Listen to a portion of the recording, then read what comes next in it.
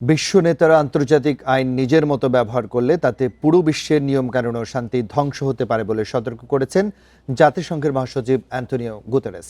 বিশেষ করে ট্রাম্পের শান্তি বোর্ড নিয়ে এই সতর্কতা দিয়েছেন তিনি। বুধবার সামাজিক যোগাযোগ মাধ্যমে দেয়া এক পোস্টে গুতেরেস বলেন, জাতিসংঘের নীতিমালা আন্তর্জাতিক সম্পর্কের ভিত্তি। আইন নিজের মতো মানলে তা বিপজ্জনক দৃষ্টান্ত স্থাপন করে এবং মূল্যবোধ ক্ষুণ্ণ করে বলে মন্তব্য করেন তিনি। গাজার বোর্ড অফ পিস জাতিসংঘের জন্য চ্যালেঞ্জ কিনা এমন প্রশ্নের জবাবে জাতিসংঘের উপপ্রকাশক ফরহান হাক জানান, এটি এখনও মূল্যায়ন করার সময় হয়নি, কারণ বোর্ডের কাঠামো এখনও স্পষ্ট নয়। গুতেরেসের এই মন্তব্যের একদিন আগে ট্রাম্প জাতিসংঘকে অকার্যকর বলে সমালোচনা করে বলেন, গাজার শান্তি বোর্ড বিশ্ব সংস্থার বিকল্প হতে পারে।